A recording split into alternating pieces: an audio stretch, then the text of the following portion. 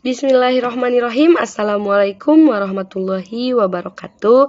Perkenalkan, nama saya Siti Aisyah dengan nomor NIM 18620502224 dari kelas NR3 Prodi PG PAUD Universitas Pancasakti Bekasi.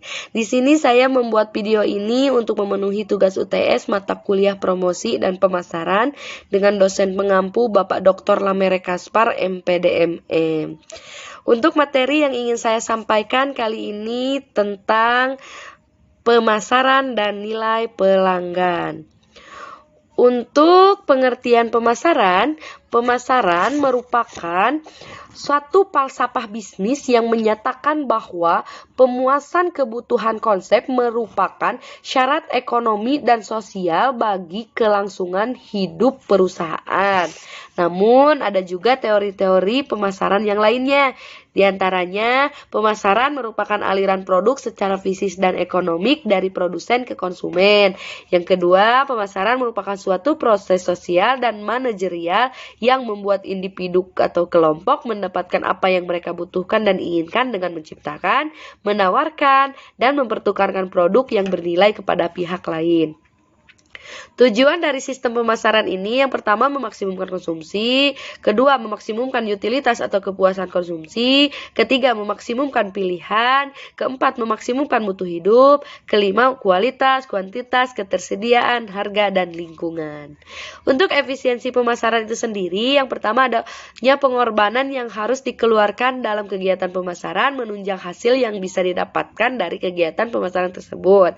Efisiensi pemasaran dapat dicari dengan menghitung rasio keluaran dan masukan dalam kegiatan pemasaran yang dilakukan, di mana semakin tinggi nilai rasio keluaran dan masukan, maka pemasaran yang dilakukan semakin efisien.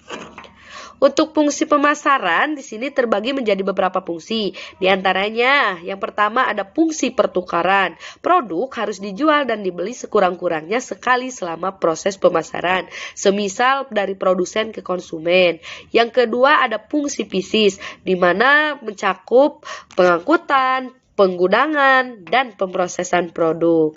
Yang ketiga ada fungsi penyediaan sarana, terbagi menjadi beberapa fungsi, diantaranya informasi pasar, standarisasi mutu, pembiayaan, dan penanggungan resiko. Di mana untuk resiko ini terbagi menjadi dua ya. Yang pertama ada resiko fisik, yang kedua ada resiko pasar. Untuk resiko fisik apa saja? Itu bisa berupa kebakaran, banjir, pencurian, kerusakan barang, akibat bencana alam seperti angin puting beliung dan lain sebagainya. Yang kedua ada resiko pasar, di mana resiko pasar ini mencakup harga jatuh, persaingan ketat, barang tidak laku, barang retur atau dikembalikan, dan lain sebagainya. Nah, untuk biaya pemasaran menunjukkan bagian dari pembayaran konsumen yang diperlukan untuk menutup biaya yang dikeluarkan dalam proses pemasaran. Di mana biaya pemasaran ini mencakup biaya transportasi, biaya pengemasan, biaya penyimpanan dan penggudangan, biaya pemesanan, biaya merek dagang, pajak, serta biaya resiko kerusakan. Nah, sekarang kita akan membahas tentang nilai pelanggan. Apa sih yang dimaksud nilai pelanggan? Nilai pelanggan adalah nilai-nilai yang diterima oleh pelanggan yang dilihat dari semua aspek nilai-nilai organisasi yang melekat dalam produk dan atau jasa yang diberikan kepada pelanggan. Nilai pelanggan ini merujuk pada pertama, seberapa bernilai produk bagi seseorang pelanggan. Yang kedua, bagaimana pemasaran mampu mempengaruhi nilai pelanggan. Yang ketiga, pemasaran juga mencakup kepuasan atas kebutuhan dan keinginan konsumen. Yang keempat, tugas dari berbagai macam bisnis merupakan melakukan penyerahan dari nilai yang dimiliki oleh pelanggan untuk menumbuhkan atau mendapatkan laba atau profit, di mana pasar memberikan pengaruh terhadap nilai pelanggan. Nah, untuk nilai produk, pelanggan memperoleh produk yang berkualitas sesuai yang diharapkan. Untuk nilai servis, pelanggan memperoleh jasa yang berkualitas sesuai dengan yang diharapkan. Untuk nilai personal, pelanggan memperoleh layanan yang prima. Dan untuk nilai gambar, citra organisasi yang menjadi bahan pertimbangan dalam menilai kualitas pelanggan.